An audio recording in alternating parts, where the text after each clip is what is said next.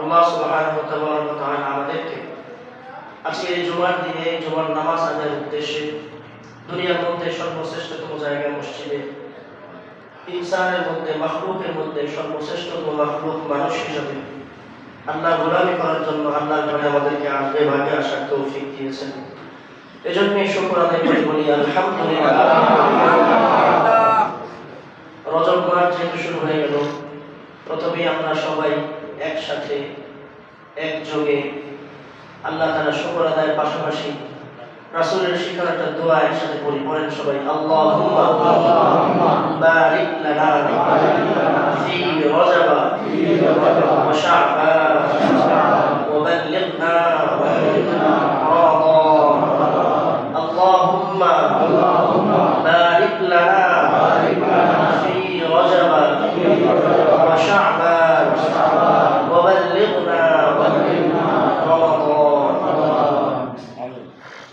অর্থ হলো, আল্লাহ আপনি আমাদেরকে এই রজব মাসের মধ্যে বরকত দান করেন, বারিক লানা ফি রজব ওয়া শাবান, এবং শাবান মাসে আমাদেরকে বরকত দান করেন, ওয়া বাল্লিগনা রমাদান, রমজান পর্যন্ত আল্লাহ আমাদের সকলের হায়াতকে পৌঁছে দেন। সুবহানাল্লাহ। তাহলে আমরা সবাই এই দোয়াটা করলাম এই জন্য যাতে আমাদের এই হায়াত আমাদের এই হায়াতটা যেন শোনা যাচ্ছে না, কথা বোঝা যাচ্ছে না, বোঝা যায় এসব দিক থেকে বলতেছে কথা বোঝা যাচ্ছে না। আল্লাহর কাছে আমরা দোয়া করছি যে আল্লাহ যেন আমাদেরকে রমজান পর্যন্ত হায়াত পৌঁছে দেন। কোন পর্যন্ত? রমজান পর্যন্ত যেন হায়াত পৌঁছে দেন। এই আয়াতে এই দোয়ার একটা সূক্ষ্ম, একটা বৈজ্ঞানিক এবং একটা মারিফতি অর্থ আছে। আমরা আজকে সংক্ষিপ্ত সময়ে ইলমে দ্বীন নিয়ে কিছু কথা বলবো। তার আগে ভূমিকা স্বরূপ কথাটা শেষ করতেছি। আজকে আমাদের আলোচনার বিষয়বস্তু হলো ইলমে দ্বীন, ইলমে ওহী, জ্ঞানের গুরুত্ব, জ্ঞানের মর্যাদা। জ্ঞানের গুরুত্ব, জ্ঞানের মর্যাদা। ইলমে দ্বীনের গুরুত্ব, ইলমে দ্বীন যারা শিক্ষা করে অর্জন করে তাদের মর্যাদা। কারণ আজকে হলো 26 তারিখ, এরপরে 2-3 দিন পরে ডিসেম্বর মাস শেষ হয়ে যাবে, জানুয়ারি শুরু হবে। আমরা আমাদের সন্তানদেরকে সারা দেশে বিভিন্ন জায়গায় বিভিন্ন প্রতিষ্ঠানে ভর্তি করার জন্য যেহেতু আমরা চেষ্টা করব, তো এই জন্য জ্ঞান সম্পর্কে, ইলমে দ্বীন সম্পর্কে কিছু কথা আপনাদেরকে বলবো ইনশাআল্লাহ। ভূমিকা স্বরূপ যেহেতু রজব মাস শুরু হয়ে গেছে, তাই রজব মাস সম্পর্কে 2-4টা কথা আমি আপনাদের সামনে আলোচনা করতেছি। একেবারে কোনো লম্বা চড়া আলোচনা ছাড়া মোটা দাগে কয়েকটা কথা বলছি। 1 নম্বর, আমরা রজব মাস আসার সাথে সাথে যে দোয়াটা পড়লাম, রাসূল আকরাম সাল্লাল্লাহু আলাইহি ওয়াসাল্লামের এক দুর্বল রিওয়ায়াতে এই দোয়াটা পাওয়া যায়। এবং এই দোয়ার এত গভীরতা, আপনি যদি গবেষণা করেন গভীরভাবে দেখেন, এই যে একটু আগে বললাম যে ইলমে দ্বীন সম্পর্কে আলোচনা করব। ইলমে দ্বীন এতটা গুরুত্বপূর্ণ যে ইলম যার মাঝে থাকবে, ইলমে দ্বীন আপনাকে গভীর থেকে গভীরভাবে চিন্তা করতে শেখাবে। সুবহানাল্লাহ। আসমানি ইলম যার মাঝে থাকে, কোরআন ও হাদিসের ইলম যার ভিতরে থাকে, সে গভীর চিন্তাশীল হয়। সে শুধুমাত্র দুনিয়া নিয়ে পড়ে থাকে না, দুনিয়ার চিন্তা নিয়ে পড়ে থাকে না, আখিরাতের চিন্তাও করে। সকলের একটু মনোযোগ আকর্ষণ করছি, একটু গভীর মনোযোগ দেন। তো দেখেন, আপনি যখন এই দোয়ার মধ্যে গভীর মনোযোগ দিবেন, প্রথম শব্দ কি বললাম? আল্লাহুম্মা বারিক লানা। আল্লাহ আপনি আমাদেরকে বরকত দেন। কি বললেন?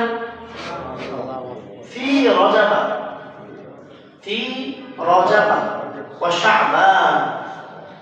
এখন বললেন যে রজব মাসে আল্লাহ বরকত দান করেন। এই দোয়াটা আল্লাহ রাসূল রজব মাস থেকে শুরু করতেন, রমজানের আগ পর্যন্ত পড়তেন। মোটা দাগে কথাটা বুঝে নেন, এটা একটা ইলমি কথা। রজব মাসে যখন দোয়া করতেন, আল্লাহুম্মা বারিক লানা ফি রজব ওয়া শাবান ওয়া বাল্লিগনা রমাদান, এই গোটা রমজান মাস শেষ, এখন রজব মাস শেষ, পরে রজব মাসের পরে কোন মাস? শাবান মাসে যখন আপনি বরকতের দোয়া করতেছেন, তখন আগে কোন মাস বলতেছেন? শাবান, রজব। আলোচনা করতেছেন আল্লাহুম্মা বারিক লানা ফি রজব ওয়া শাবান, রজব মাসে বলতেছেন, এরপর শাবান মাসেও কি করতেছেন? আল্লাহুম্মা বারিক লানা ফি রজব ওয়া শাবান। কিন্তু শাবান মাসে রজব মাস আছে না। এজন্য সকল মুহাদ্দিসিন কেরাম যারা ওলি আল্লাহ আল্লাহ ওলি যারা ছিলেন, গভীর মারিফতের ইলম যাদের ছিল, তারা বলতেন যে এই দোয়াটা হলো হায়াত বৃদ্ধির দোয়া। সুবহানাল্লাহ বলেন। হায়াতের মধ্যে বরকতের দোয়া, হায়াতের মধ্যে বরকতের দোয়া। কারণ আপনি যখন রজব মাসে করলেন বরকতের দোয়া, আবার শাবান মাসে গিয়েও আপনি বরকতের দোয়া করতেছেন, ফি রজব ওয়া শাবান।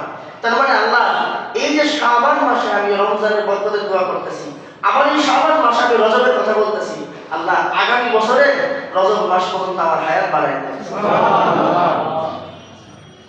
এটা হলো বরকতের দোয়া, হায়াত বৃদ্ধির দোয়া। তাই মুহাদ্দিসরা বলেন এই দোয়াটা যদি কেউ বেশি বেশি পড়ে তার হায়াতের মধ্যে বরকত হবে। তাহলে আমরা করবো ইনশাআল্লাহ। বুঝছেন তো ব্যাখ্যাটা? যদি শাবান মাসে কেউ পড়ে তাহলে বরকতটা কিসের দোয়া করতেছে? সে রজবের দোয়া করতেছে। তারপর আগামী বছরের রজব, কারণ এই মাসটা শেষ। এজন্য যদি কেউ বেশি বেশি এই দোয়াটা পড়ে তাহলে আল্লাহ তার হায়াতের মধ্যে বরকত দিবে। মুহাদ্দিসদের মাঝে অনেক বড় বড় আল্লাহওয়ালা বুজুর্গ ছিলেন, রমজানের 6 মাস আগে থেকেই দোয়া করতেন। আবার রমজান মাসে যে ইবাদত করতেন ওই ইবাদতগুলো কবুল করার জন্য এরপরে রমজানের পর আবার 6 মাস দোয়া করতেন। তাহলে দেখেন আল্লাহওয়ালা আলেমদের তাদের হায়াতের প্রতি কি পরিমাণ দাম ছিল, তাদের এই আমলের প্রতি কি পরিমাণ গুরুত্ব ছিল। রমজানের 6 মাস আগে থেকে দোয়া রমজান পাওয়ার জন্য, আর রমজান মাসের আমলের কবুলের জন্য পরে আবার 6 মাস দোয়া করতেন। এই হলো গিয়ে ওলামায়ে কেরামের, আল্লাহওয়ালা আলেমদের এই ছিল তাদের বৈশিষ্ট্য। তাহলে আমরা বেশি বেশি দোয়া করব, আল্লাহুম্মা বারিক লানা ফি রজব ওয়া শাবান ওয়া বাল্লিগনা রমাদান। আল্লাহ রজব মাস যেহেতু পাই গেলাম, এই মাসে বরকত দেন, পরের মাসেও বরকত দেন, রমজান পর্যন্ত পৌঁছে দেন। এই সময় আসার পরে যদি মৃত্যু হয়ে যায় এটা খুবই কষ্টের ব্যাপার, খুবই দুঃখের ব্যাপার, খুবই আফসোসের বিষয়। একেবারে রমজানকে সামনে নিয়ে যদি আমাদের মৃত্যু হয়ে যায়, হায়াত থেকে একটা রমজান কমে গেল, কমে যাওয়ার কারণে আমি অনেক পিছিয়ে পড়ে গেলাম। সাহাবায়ে কেরামের মাঝে 2 জন সাহাবী ছিল, একই বছরে তারা ইসলাম ধর্ম গ্রহণ করছে। একই বছরে ইসলাম ধর্ম গ্রহণ করার পর দুনিয়াতে তারা একসাথেই আসছিল, জন্ম একসাথে, এরপরে ইসলাম ধর্ম গ্রহণ করছে একসাথে, কিন্তু মৃত্যুটা ছিল 1 বছর আগে পিছিয়ে। আগে পিছিয়ে মৃত্যু হওয়ার কারণে সংক্ষেপে কথাগুলো টান দিতেছি, কারণ মূল আলোচনা করতে হবে। 1 বছর আগে পরে মৃত্যুবরণ করছে, একই সাথে জন্মগ্রহণ করছে, একই সাথে ইসলাম ধর্ম গ্রহণ করছে, একসাথে মৃত্যুবরণ না করে 1 বছর আগে পরে মারা গেছে। কিন্তু মৃত্যুর কোয়ালিটি আবার 2 ধরনের হয়েছে। মৃত্যুর কোয়ালিটিটা 2 ধরনের হয়েছে। প্রথম, যে আগে মারা গেছে সে মরে গেছে শাহাদাতের মওত, সুবহানাল্লাহ, যুদ্ধের ময়দানে গিয়ে সে শহীদ হয়েছে। 1 বছর পরে যে মারা গেছে, খেয়াল করবেন এই লোকটা স্বাভাবিকভাবে বিস্তার মধ্যে মারা গেছে। এখন মৃত্যুর দিকে কার মওতের মর্যাদা বেশি? কথা বোঝা যায়? কার মওতের মর্যাদা বেশি? শাহাদাতের মওতের মর্যাদা বেশি। এই শাহাদাতের মওতের মর্যাদার কারণে দেখা গেছে যে এই 2 সাহাবীকে তাদের একজন বন্ধু স্বপ্ন দেখছে। স্বপ্নে দেখলো যে আবু দাউদে হাদিসটা পাবেন, তিরমিজিতেও হাদিসটা পাবেন। বলা হয়েছে যে কি, এক বন্ধু স্বপ্নে দেখলো ঘুমের মধ্যে তার এই 2 বন্ধুকে আয়েশা ফেরেশতা ধরে 2 হাত ধরলো, আসমানের দিকে নিয়ে গেল। আসমানের দিকে নিয়ে যাওয়ার পর অনেকক্ষণ যাবত দাঁড়ায় আছে। কিছুক্ষণ পরে একজন ফেরেশতা আসমানের দরজা খুলে যেই লোকটা 1 বছর পরে স্বাভাবিক মৃত্যুবরণ করছে তারে আগে জান্নাতে ঢুকাই দিয়েছে। এরপরে কিছুক্ষণ যাবত বসে আছে, আবার দরজা খুলে না, আসমানের দরজা খুলতেছে না, দেরি করতেছে। অনেকক্ষণ পরে আবার দরজা খুলে 1 বছর আগে যে শাহাদাতের মওত অর্জন করছিল তাকে নিয়ে ঢুকাইছে। দরজা যখন বন্ধ করে নিব, জিজ্ঞাসা কি ফেরেশতা ভাই এই 2 জন মিলা আমারে নিবা? কি জন্য জিজ্ঞাসা? কারণ এই পরিমাণ দেরি হইতেছে, তার খুব কষ্ট হইতেছে। এজন্য বলতেছে কি ভাই আমারে নিবা না? ফেরেশতা বলতেছে তুমি এখনো মরো নাই, মৃত্যুবরণ করে কথা বলে ঠাস করে দরজা লাগাই দিয়েছে। আর তার ঘুমটা ভেঙে গেছে।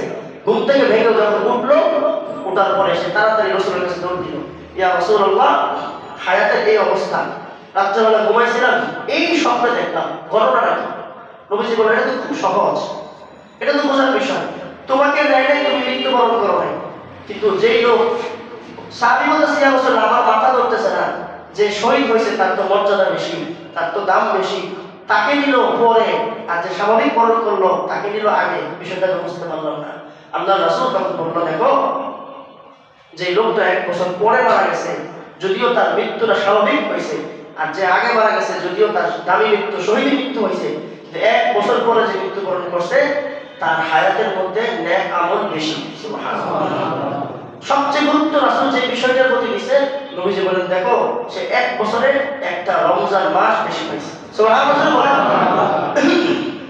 একটা বছরে সে কি বেশি পাইছে? রমজান মাস বেশি পাইছে। এজন্য রমজান একেবারে কাছে চলে আসছে। আমরা এই মুহূর্তে আমরা বেশি বেশি দোয়া করি, এই সময় যেন আমাদের আর কারো দুনিয়া থেকে আল্লাহ যেন না নিয়ে যান। চুলদারি যাদের পেকে গেছে, যাদের চুলদারি কালো আছে, তাদের ক্ষেত্রেও আমরা কি করি? চিন্তা ভাবনাগুলো করি। এই জন্য আল্লাহ রাব্বুল আলামিন আমাদের সকলকে রমজানের ফাজাইলগুলো বোঝার তৌফিক দান করেন। রজব মাস সম্পর্কে আমার 2 নম্বর বক্তব্য হলো, রজব মাস হলো হারাম মাস। এই মাসে সম্মানিত মাস। এই মাসে যদি কেউ নেক আমল বেশি করে, তার নেক আমল বেশি করার কারণে সওয়াব বেশি হবে।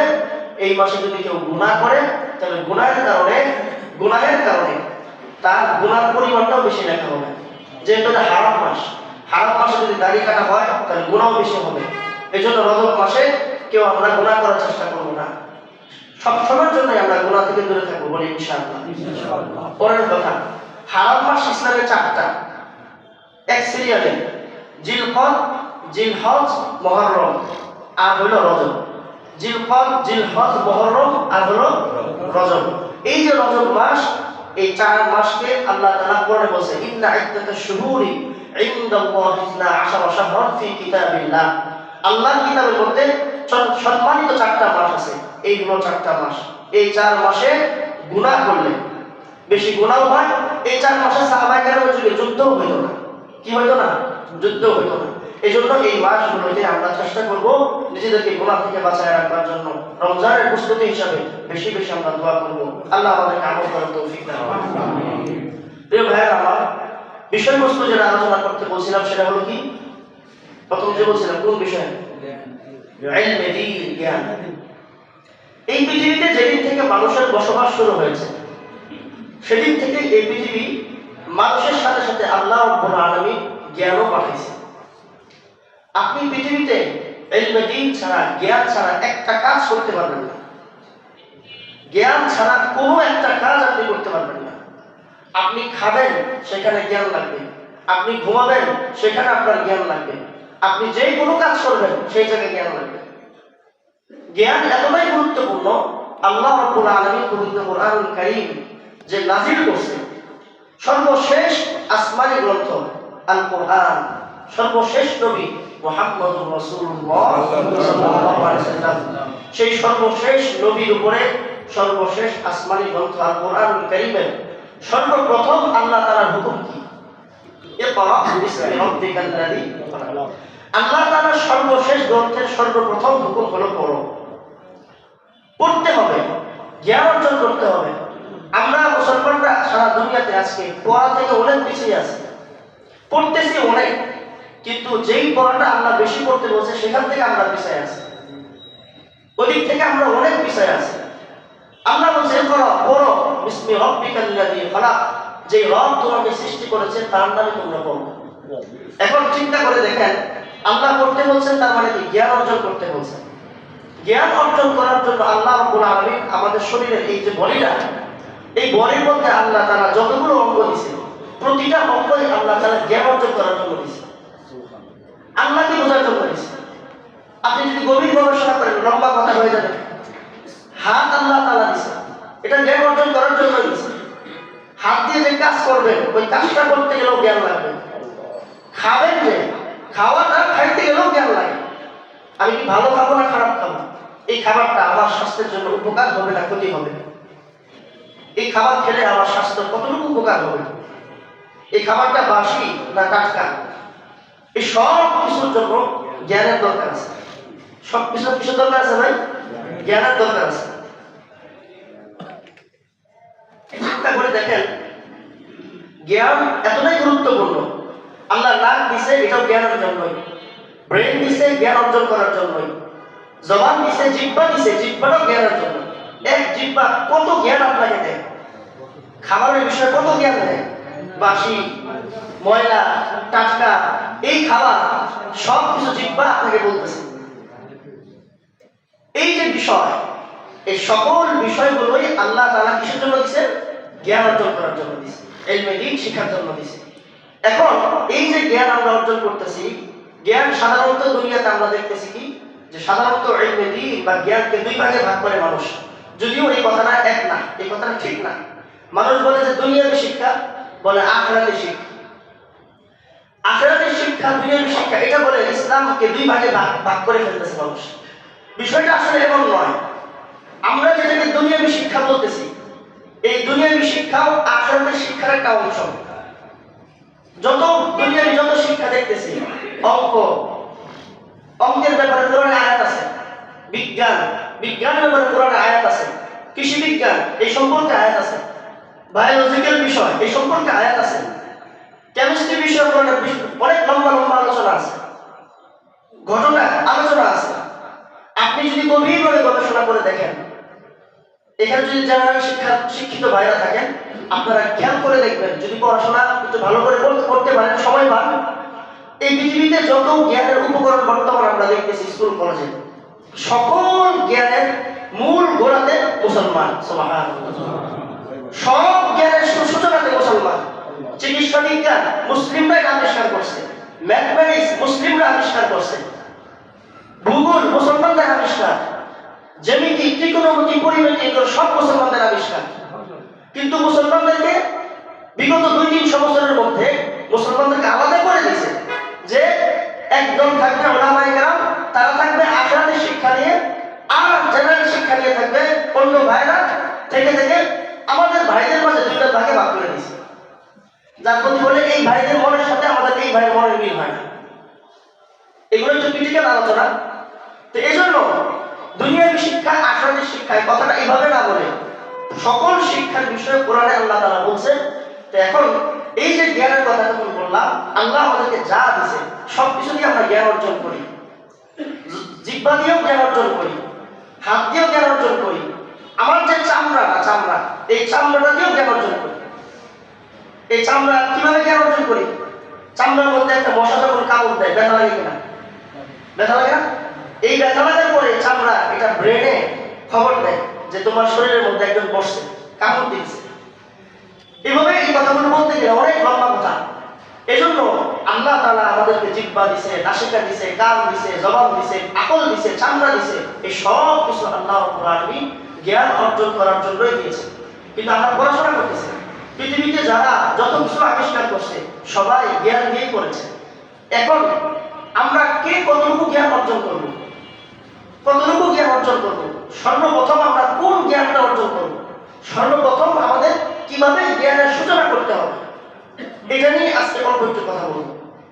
এবার আসেন, আল্লাহ রাসূল সাল্লাল্লাহু আলাইহি সাল্লাম আমাদেরকে জ্ঞান শেখার জন্য একটা হাদিস বলছেন, তালাবুল ইলমি ফারিদাতুন আলা কুল্লি মুসলিম। হাদিসে শুনছি না?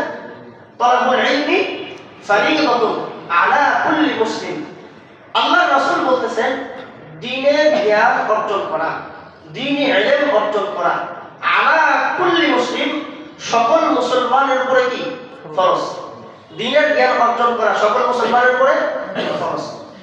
এখন এইখানে শব্দটা খেয়াল করেন, আল্লাহ রাসূল বলেন নাই তা'লিমুল ইলমি আলা কুল্লি মুসলিম। এখানে আল্লাহ রাসূল বলছেন তালাবুল ইলমি ফারিদাতুন আলা কুল্লি মুসলিম। আল্লাহ রাসূল বলতেছে ইলম তলব করা, কি করা? ইলমে দ্বীন তলব করা। ইলমে দ্বীন তলব করা মানে খোঁজা, অনুসন্ধান করা, গবেষণা করা, খোঁজ করা, এটা হলো সকল মুসলমানের জন্য ফরজ। সুবহানাল্লাহ।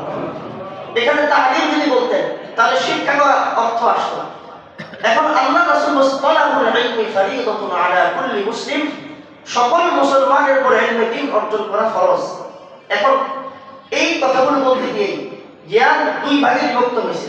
মুসলমানের উপর যে ইলমে দ্বীন অর্জন করা ফরজ, দুই ভাবে ইলমটাকে ভাগ করছে, আর ফরজ বিষয়টাকে দুই ভাগে বিভক্ত করা হয়েছে। খুব খেয়াল করে দেখেন যে এই পৃথিবীতে যত ইলম আছে সকল জ্ঞান একজন মুসলমানের পক্ষে অর্জন করা সম্ভব না। সব জ্ঞান কোনো মুসলমানের পক্ষে অর্জন করা সম্ভব না। তাহলে আল্লাহ তাআলা এক জায়গায় বলছে, আল্লাহ রাসূল বলছে সকল মুমিনের উপরে জ্ঞান অর্জন করা ফরজ। আল্লাহ পবিত্র কোরআনুল কারীমে সূরা তাওবার করতে বলছেন, ফালাউলা নাফারা মিন কুল্লি ফিরকাতিন মিনহুম তাইফাতুন লিয়াতাফাক্কাহু ফিদ-দীন ওয়া লিয়ুনযিরু কওমাহুম ইযা রাজাউ ইলাইহিম লাআল্লাহুম ইয়াহযারুন। আল্লাহ রাব্বুল আলামিন পবিত্র কোরআনুল কারীমের এই আয়াতের মধ্যে বলেন, হে মুসলিম সমাজ, তোমাদের মধ্যে একটা দল থাকা দরকার, যেই দলের মধ্যে থেকে কিছু সংখ্যক মানুষ দ্বীন ইলম অর্জন, জ্ঞান অর্জন করার জন্য তারা ঘর থেকে বের হবে। ইলমে দ্বীন অর্জন করার জন্য, জ্ঞান শেখার জন্য তারা ঘর থেকে বের হয়ে অনেক অনেক দূরে সফর করবে। ইলমে দ্বীনের গভীর জ্ঞান অর্জন করে তারা যখন আবার তাদের সমাজে ফিরে আসবে, সমাজের সকল মানুষকে ইলমে দ্বীন শিখে মানুষকে সতর্ক করবে, আর মানুষকে আল্লাহ চিনাবে, রাসূল চিনাবে, জান্নাত জাহান্নাম চিনাবে, আখিরাত চিনাবে, এবং মানুষদেরকে সতর্ক করবে, এবং জনপদবাসী সেই আলেমদের কথাগুলো মেনে নিবে। সুবহানাল্লাহ। আল্লাহ রাব্বুল আলামিন এই আয়াতের মধ্যে বলতেছেন, সমাজের মধ্যে যত মানুষ আছে এর মধ্যে কিছু সংখ্যক মানুষ গভীর জ্ঞান অর্জন করার জন্য তারা হিজরত করবে, সফর করবে, মাদ্রাসায় চলে যাবে, এক দেশ থেকে আরেক দেশে চলে যাবে, হিজরত করবে। তারা হিজরত করে ইলমে দ্বীনের গভীর জ্ঞান অর্জন করে সমাজের মানুষের জন্য তারা উপকার বয়ে আনবে। তাহলে এই যে একটা কথা, আল্লাহ রাসূলের একটা কথা হলো দ্বীনি জ্ঞান অর্জন করা সকল মুমিনের জন্য ফরজ, আর আল্লাহ তাআলার কথা হলো কিছু সংখ্যক মানুষ কিছু জ্ঞান গভীর অর্জন করবে। তাহলে দুইটা কথা দুই রকম হইল। এই দুই কথা দুই রকমের একটু ব্যাখ্যা নেন। সেটা হলো, জ্ঞানের মধ্যে কিছু জ্ঞান আছে যেগুলো সবার জন্য শিখতে হবে, আর কিছু জ্ঞান আছে, ইলমে দ্বীনের কিছু বিষয় আছে যেই বিষয়গুলো সকলের জন্য শেখা ফরজ নয়, আবার সকলের জন্য শেখা জরুরিও নয়। এখন কতটুকু জ্ঞান মুসলমানদের শিখতে হবে, এই ক্ষেত্রে ইবনে তাইমিয়া ইবনুল কাইয়িম রাহিমাহুল্লাহ তাআলা তারা বলতেছে যে দেখেন, জ্ঞান কতটুকু সকল মুসলমানের জন্য ফরজ। এভাবে তারা 4 থেকে 5টা ভাগে ভাগ করছে।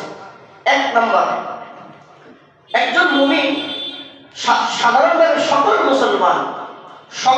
মুসলমানের উপরে যে ইলমগুলো অর্জন করা ফরজ, সেগুলো হলো যে ফরজ সাধারণত 2 প্রকার। ফরজ কয় প্রকার?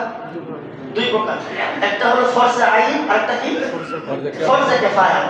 ফরজে আইন হলো যেই ইলমগুলো সবার জন্য শেখা ফরজ, যে ইলমগুলো একটু ডিপ কথা, খুব খেয়াল করেন, কিছু ইলম সবার জন্য শেখা ফরজ।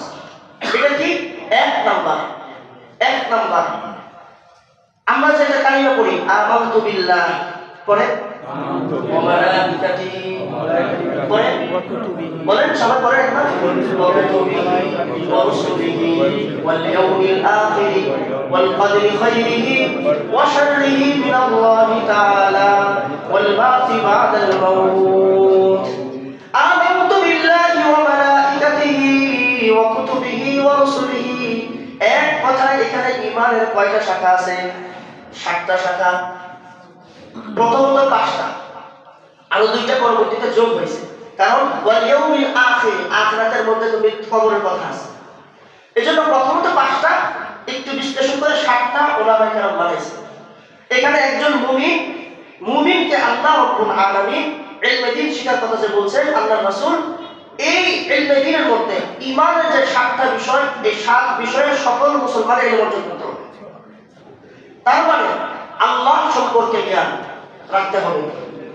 এখন আল্লাহ সম্পর্কে কত জ্ঞান রাখতে হবে, এগুলো একটু করতে হবে। এগুলো সময়ের জন্য আমাদের কাছে আসতে হবে।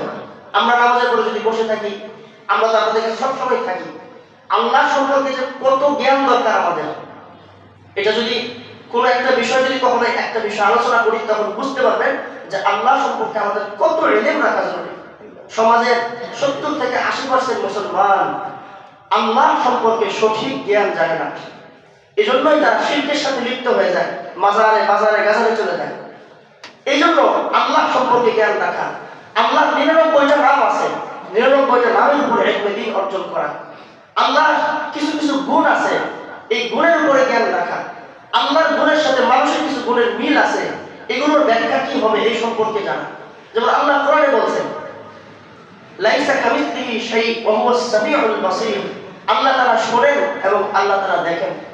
কোরআনে আল্লাহ তাআলা আরেক জায়গায় বলছেন মানুষও শোনে মানুষও দেখে। তা আল্লাহর দেখা আর মানুষের দেখার পার্থক্য কি? আল্লাহর শোনা আর মানুষের শোনার পার্থক্যটা কি? সুবহানাল্লাহ। এই বিষয়গুলো তো জটিল। আজ কেন আমাদের মধ্যে আমলের আগ্রহটা নাই? কেন আজ আমরা ফ্যাশনের মধ্যে ডুবে গেছি? কারণ কি? আমাদের আসলে মূলত ইলমে দ্বীনের গভীর জ্ঞানের অভাব আছে। দুনিয়াবি জ্ঞান অর্জন করতে করতে আমরা দুনিয়ার লাইনে অনেক অগ্রসর হয়ে গেছি, কিন্তু মৌলিক যে ফরজে আইন এলমটা যতটুকু সবার জন্য জানা দরকার ছিল এতটুকু না থাকবার কারণে আজ আমরা আল্লাহকে চিনি না। শুধুমাত্র একটা বিষয় বলে এই কথাটা শেষ করি।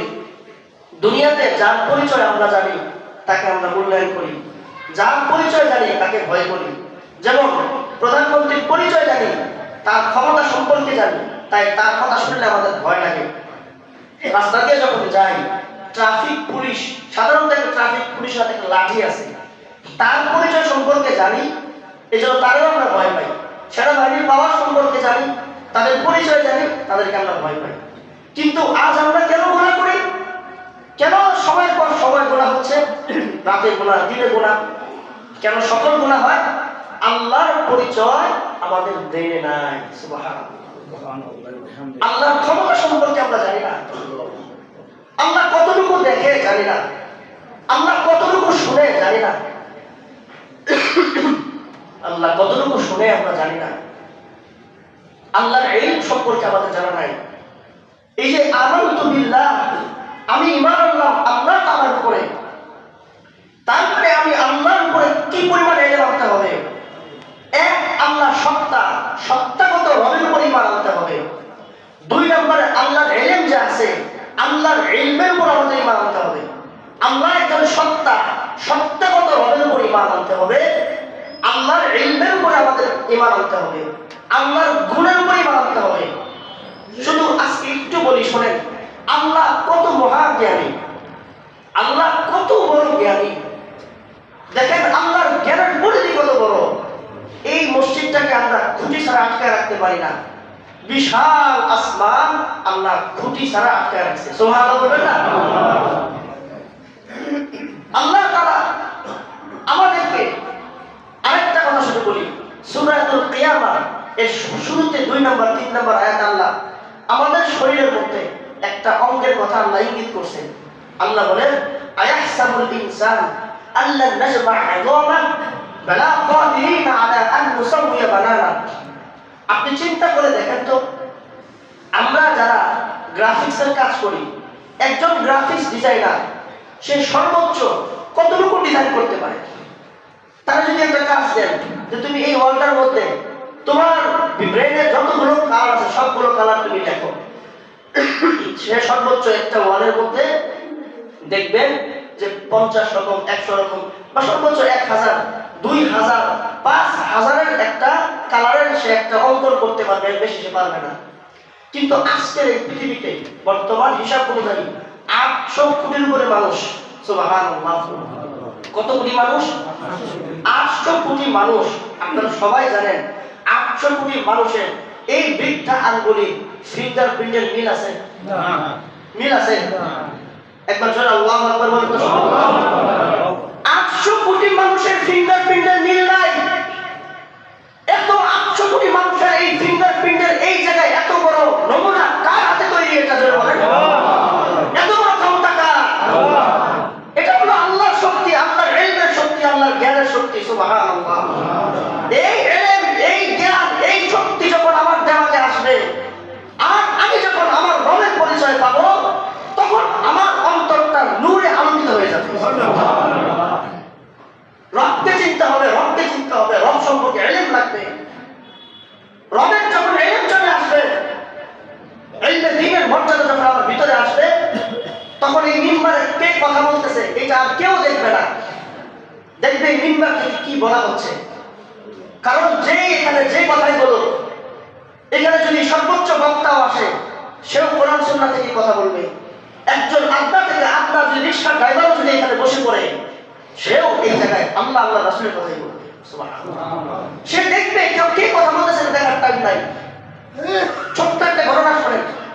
আমিরুল মুমিনিন ওমর ইবনুল খাত্তাব রাদিয়াল্লাহু তাআলা আনহুকে বলেন না, কে বলেন না? আরে আমিরুল মুমিনিন, প্রত্যেকটা পৃথিবীর বাদশা। সে জুমার দিন বক্তব্য দিতেছে। একজন লোক এক পাশ থেকে দাঁড়িয়ে বলতেছে, আমিরুল মুমিনিন, স্টপ অফ ইওর ভয়েস, চুপ থাকেন, আপনার বক্তব্য আমরা পরে শুনবো। আপনার শরীরের মধ্যে যে জুব্বাটা দেখা যাইতেছে, গত সপ্তাহে যখন রাষ্ট্রীয় কোষের মাধ্যমে রাষ্ট্রের মধ্যে কিছু সরকারি মাল আছে, সবার ভাগ্যে একটা করে জুব্বা ছিল, চামড়ার জুব্বা। আপনি সেদিন যে জুব্বাটা পরছিলেন, সেই জুব্বার সাথে আজকের জুব্বার কোনো মিল নাই। তার মানে আপনি কি অতিরিক্ত নিছেন? অতিরিক্ত নিছেন। তখন সংক্ষেপে যদি কথাটা বলি, লম্বা গণনা করার সুযোগ নাই। আপনি অতিরিক্ত নিছেন। বলতেছে যে আমি এই প্রশ্নের উত্তর দিব না, আমার ছেলে দিবে। চিন্তা করেন, সাহাবা কেরাম, প্রত্যেকটা পৃথিবীর বাদশা মিম্বারে বক্তব্য দিচ্ছে, আর একজন আপনা থেকে আপনা লোক, সে এখানে কে কথা বলতেছে সেটা দেখতেছে না, সে দেখতেছে যে কথা বলবে এই জায়গায় তার তাকওয়া কতটুকু আছে। সুবহানাল্লাহ বলবেন না? সে চিন্তা করতেছে আমরা সবাই একটা করে চামড়ার জুব্বা পেলাম, সে এখানে ওনার শরীরে আরেকটা দেখা যাচ্ছে কেন, ঘটনাটা কি? বলতে এই উত্তর আমার ছেলে দিবে। আব্দুল্লাহকে বলল, আব্দুল্লাহ তুমি বলো। আব্দুল্লাহ বলতেছে, দেখেন আইয়ুহাল মুসলিমুন, আবি ওয়াহিদান খালাসুন, আমার বাবার একটা মাত্র জামা, প্রতি সপ্তাহে একদিন সেই জামাটা ধুয়ে দেয়। যেহেতু চামড়ার জামা শুকাইতে সময় লাগে, সকালে ধুয়ে দিলে বিকাল পর্যন্ত সময়ের প্রয়োজন পড়ে। এজন্য আজকের এই দিনে 2 দিন যাবত আকাশের অবস্থা খারাপ থাকার কারণে রোদ্রের কম ছিল, আব্বা জামা ধুয়ে দিয়েছে। জামা ধুয়ে দেওয়ার কারণে জামাটা শুকায় নাই। আজকে যে জামাটা পরছে এটা আমার জামা। সুবহানাল্লাহ জোরে বলেন না ভাই? কত বড় দুঃসাহস, চিন্তা করেন। কত বড় সাহসের অধিকারী একজন আল্লাহ সাহাবী, তাকে কেউ চেনে না, বেদুইন সাহাবী। সে এই জায়গায় একজন মিম্বরের ভুল ধরে বসে আছে, তাকওয়ার চিন্তা করতেছে। এরপর ওই বক্তব্যটা কি শুনেন। এখন ওই যে কৃষক সাহাবী ভুল করছে, সে বলতেছে, এবার বলেন, এবার বলেন, এবার আপনি বলেন আমিরুল মুমিনিন, এখন শুধু আপনার কথা শুনবো না, আপনি যদি বলেন আপনার বক্তব্যে আমরা জীবন দিয়ে দেব। এজন্য যখন ইলমে দ্বীনের গুরুত্ব আমাদের অন্তরে ঢুকবে, তখন আর বক্তা নির্বাচন হবে না, তখন আর সৌন্দর্য নির্বাচন আসবে না, তখন আর কেউ রং দেখবে না। তখন আমিরুল মুমিনিন ওমর ফারুকের মতো প্রত্যেকটা পৃথিবীর বাদশা বেলাল রাদিয়াল্লাহু আনহুর মতো কালো একজন সাহাবীর সামনে গিয়ে বলে, আমার জন্য দোয়া করো। বেলাল কি ছিল? গোলামের ঘরের গোলাম। সুবহানাল্লাহ বলবেন না? এই দিন এত গুরুত্বপূর্ণ। ইলম যখন আসে কারো ভিতরে, কোরআনের মহত্ব যখন কারো ভিতরে ঢুকবে, আল্লাহর নূর যখন কারো ভিতরে ঢুকবে, তখন তার হৃদয়ে, তার সিরাতে নূরে আলোকিত হয়ে যাবে। এই নূর দিয়ে সে এমন এমন কিছু দেখবে যা অন্য মানুষ দেখতে পারবে না। ইলমে দ্বীন। এজন্য সর্বপ্রথম আমাদের ইলম অর্জন করতে হবে আমার রব সম্পর্কে। আল্লাহ কদির, আল্লাহ সামিউ, আল্লাহ বাসীর, আল্লাহ রাজ্জাক, আল্লাহ রহমান, আল্লাহ আজিজ, আল্লাহ গফুর, আল্লাহ আল মালিক, আল্লাহ আল কুদ্দুস, আসসালাম, আল মুমিন, আল মুহাইমিন, আল আজিজ, আল জব্বার, আল মুতাকাব্বির, আল খালিক, আল বারি, আল মুসাউই। এই সবগুলো আমার রবের নাম। সুবহানাল্লাহ। যতদিন পর্যন্ত মুসলমানদের দেমাগের মধ্যে রবের নামের মহত্ব থাকবে না, ততদিন পর্যন্ত এই সমাজের কোন মুমিনের ভিতরে আমলের জজবা, আমলের স্বাদ, আমলের নূর আসবে না, আসবে না। যত বড় বড় বক্তাই বক্তব্য দেন না কেন, ইলমে দ্বীনের সাথে যদি সম্পর্ক না হয়, তাহলে কোনোদিন ইবাদতের স্বাদ আসবে না, ইবাদতের মজা আসবে না। এজন্য প্রিয় ভাইরা আমার, আল্লাহ রাসূল সাল্লাল্লাহু আলাইহি ওয়াসাল্লাম বলেছেন, তালাবুল ইলমি ফরিদাতুন আলা কুল্লি মুসলিম, সকল মুমিনের উপর ইলমে দ্বীন অর্জন করা ফরজ। 1 নাম্বার হলো আমানতু বিল্লাহ, আল্লাহর উপর ঈমান রাখবে, ফেরেশতাদের উপর ঈমান রাখবে, রাসূলের উপর ঈমান রাখবে, কোরআন সহ যতগুলো আসমানি কিতাব ছিল সবগুলো কিতাবের উপর ঈমান রাখবে। এবং শুধু ঈমান রাখবে না, ইলম অর্জন করবে। কিতাব সম্পর্কে জ্ঞান অর্জন করতে হবে। এভাবে যখন জ্ঞান অর্জন করবে তখন আস্তে আস্তে করে সে সবাইকে বুঝবে। যেটা একটু আগে আমি বললাম যে মানুষের 3.5 হাত শরীরের একটা মানুষ সেনাবাহিনী, তার ক্ষমতা সম্পর্কে আমরা জানি, এজন্য তার ভয়ে রাস্তায় আমরা সাধারণত সব কাজ করি না। প্রধানমন্ত্রীর ক্ষমতা সম্পর্কে জানার কারণে তার বিরুদ্ধে বক্তব্য আমরা দেওয়ার সাহস পাই না। রাস্তার ট্রাফিকের পরিচয় জানার কারণে ট্রাফিকের সামনে গাড়ি এলোমেলো চলে না। যদি আমার হৃদয়ে আল্লাহর ভয় থাকতো আমিও গুনাহ করতে পারতাম না। বিখ্যাত ইমাম ইবনুল কাইয়িম আল-জাওজি রাহিমাহুল্লাহ তাআলা তিনি তার বিখ্যাত গ্রন্থ আল-ওয়াবিলুস সাইয়্যিবের মধ্যে লিখছেন, মানুষ পুলিশকে যেরকম ভয় করে, মানুষ সেনাবাহিনীকে যেরকম ভয় করে, মানুষ একজন চেয়ারম্যানকে যে পরিমাণ ভয় করে, একজন মেম্বার পার্লামেন্টকে যে পরিমাণ ভয় করে, এ তো মানুষের কথা বলছে। মানুষ টিকটিকিকে ভয় করে, মানুষ তেলাপোকাকে ভয় করে, মানুষ ধোলা সাপকে ভয় করে। সাপ চোখের সামনে দিয়ে হঠাৎ করে চলে গেলে ঘাবড়ে ওঠে, করে কিনা? পিঁপড়া কামড় দিলে ভয় করে। সব ভয় একসাথে করে ইমাম ইবনুল কাইয়িম আল-জাওজি বলে, সাপকে, তেলাপোকাকে, টিকটিকি হঠাৎ টিকটিকি হাতের মধ্যে উঠে গেলে আমাদের শরীর কম্পন তৈরি হয়ে যায়। এতটুকু ভয় যদি আমার অন্তরে আল্লাহ থাকতো আমরা সবাই আল্লাহর ওলি হয়ে যেতাম। কারণ টিকটিকি শরীরে পড়ে গেলে যেই পরিমাণ শরীর কাঁপতে দিয়ে ওঠে, আল্লাহর ভয়ে গুনাহ করার সময় শরীর কাঁপতে দিয়ে উঠতো। চোখে একটা নগ্ন দৃশ্য যখন আমার পড়তো, নগ্ন দৃশ্য পড়ার সাথে সাথে যদি আমার শরীর কাঁপতে দিয়ে উঠতো, এই কাঁপনি আমাকে আল্লাহর ওলি বানায় দিত। ঠিক না? কথাগুলো কি বোঝা গেছে ভাই? এই হলো কি আল্লাহ সম্পর্কে ইলম। আল্লাহ সম্পর্কে ইলম অর্জন করার পর একজন মুসলমানের হালাল এবং হারাম সম্পর্কে ইলম লাগবে। আল্লাহর রাসূল বলেন, আল হালালু বাইয়িন ওয়াল হারামু বাইয়িন। আমি আল্লাহর নবী তোমাদের সামনে দুনিয়ার সকল হারামগুলো বর্ণনা করেছি, দুনিয়ার সকল হারাম বর্ণনা করেছি। তোমরা সকল মুসলমান হালালের উপরে ইলম অর্জন করবে, হারামের উপরে ইলম অর্জন করবে। 2 নাম্বার চলে গেল। 3 নাম্বার মুআমালাত, মুআশারাত।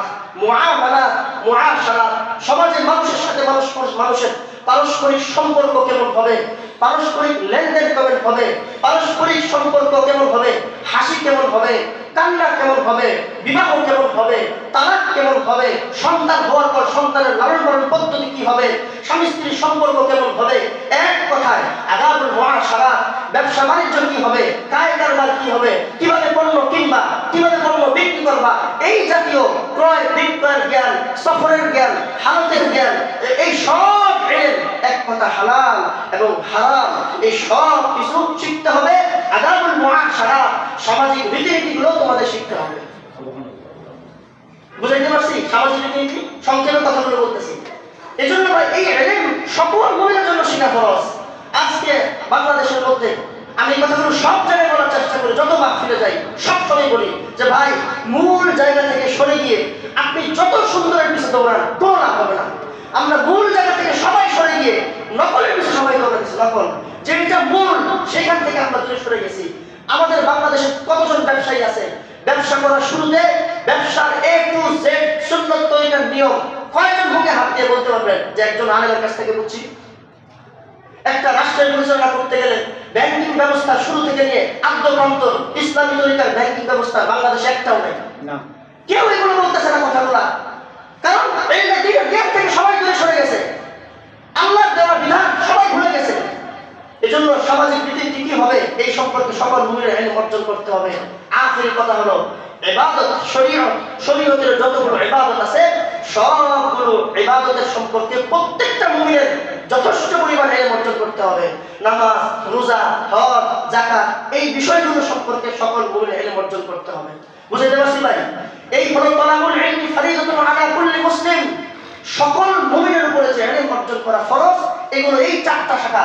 1 নাম্বার ঈমানের কয়টা ভিত্তি? 7টা। এই 7 ভিত্তির উপরে ইলম অর্জন করা। 2 নাম্বার শরীয়তের যত আমল আছে, কালিমা, নামাজ, রোজা, হজ, যাকাত, এই সম্পর্কে ইলম অর্জন করা। হালাল হারাম সম্পর্কে ইলম অর্জন করা।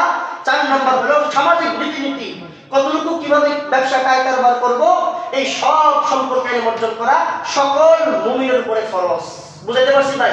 তাহলে আমরা বলি দেখি, এখন যদি প্রশ্ন করি, আপনাদের যার জীবনে 40 বছর, 50 বছর, 60 বছর হয়ে গেল, আপনি এবং আপনার সন্তানকে এই ইলমগুলো আপনি দিয়েছেন, আমি দিছি, আমরা দিয়েছি, সমাজ ব্যবস্থা দিছে, শিক্ষা ব্যবস্থা দিছে, ইসলামী রাষ্ট্র, মুসলমানদের রাষ্ট্রে আছে কোনো সিলেবাস এরকম করার মতো নাই। সিলেবাস প্রতি বছর পরিবর্তন হইতেছে। কষ্ট লাগে মুসলমানের দেশে, মুসলমানের টাকায়, মুসলমানের ট্যাক্সের পয়সায় শিক্ষা ব্যবস্থা, শিক্ষামন্ত্রীরা থাকে কষ্ট। বছরের পর বছর সিলেবাসের পরিবর্তন আসে।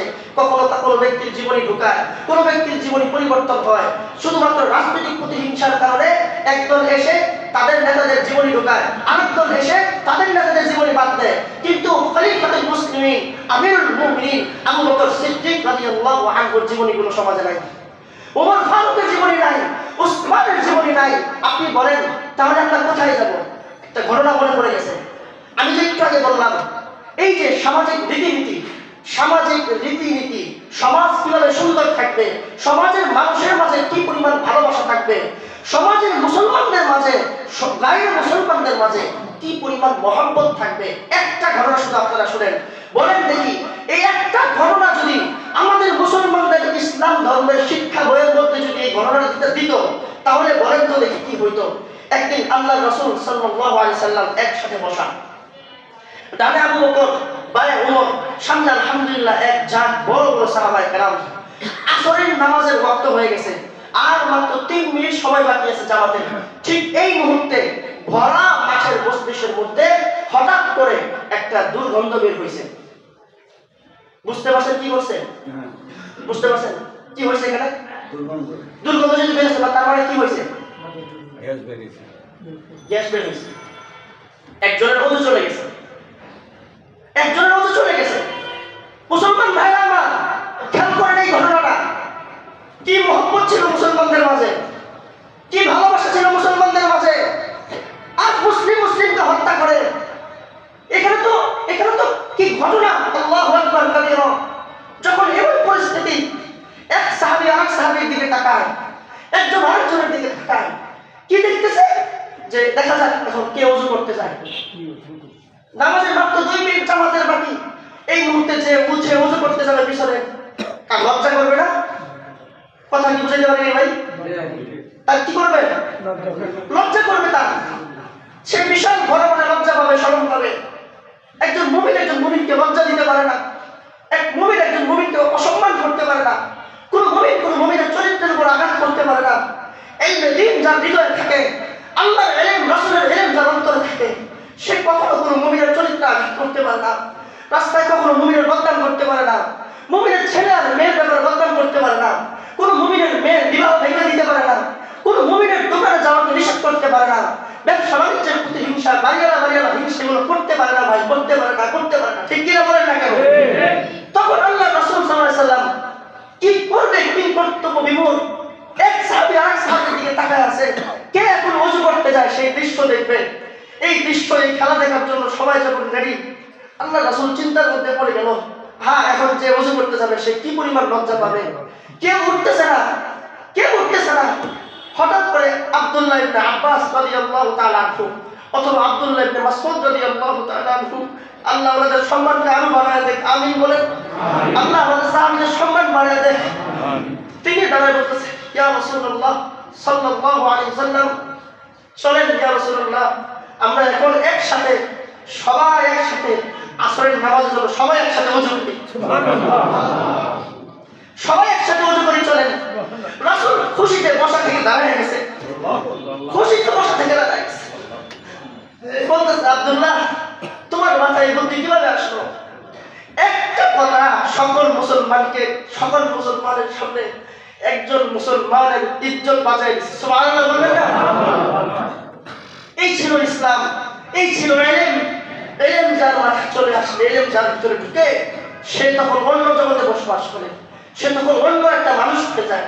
এজন্য আমরা সকলেই বলবো, আমরা আমাদের সন্তানদেরকে ইলমে দ্বীন শিখাবো, বলে ইনশাআল্লাহ। প্রত্যেকটা সন্তানকে ইলমে দ্বীন শিখাবেন। শেষ আরেকটা কথা বলি, দেখেন এই যে একটা কথা বললাম, একজন সাহাবী ভরা মাঠে একজন সাহাবীর ওযু ভেঙে গেছে, সে যাতে সবার সামনে লজ্জা না পায়, তাকে লজ্জা থেকে বাঁচাবার জন্য একসাথে সকল সাহাবী একসাথে ওযু করতে চলে গেছে। কত বড় কষ্ট তারা মেনে নিয়েছে, চিন্তা করেন। আজ আমাদের হালত আমরা একজন মেনে ফেলি, ভয় পাই না, শুধুমাত্র একটা চেয়ারের নামে মেনে ফেলতেছি। কেন? ইলমের অভাব, দ্বীনের জ্ঞানের অভাব। ইলমে দ্বীন যখন কারো ভিতরে ঢুকে সে মনে করে যে সে মহান সমুদ্র পেয়ে গেছে। সুবহানাল্লাহ। কোরআন যখন কারো ভিতরে ঢুকে সে মহান সমুদ্র পেয়ে যায়। শেষ 2 মিনিটের আরেকটা কথা বলি। আমাদের সমাজে দেখবেন কখনো কখনো কিছু কিছু মানুষ অনেক খারাপ থাকে, অনেক নষ্ট থাকে, অনেক দিকে তার জীবন যাপন যায়। হঠাৎ করে কোনো কয়েকজন ভাই, তাবলীগের ভাইরা একটা যুবককে টার্গেট করে যে এই যুবকটা সমাজের মধ্যে খারাপ হয়ে গেছে, এই যুবকটাকে ধরে চলো আমরা তাবলীগে নিয়ে যাই, 1 চিল্লার জন্য 2 চিল্লা 3 চিল্লার জন্য নিয়ে যাই।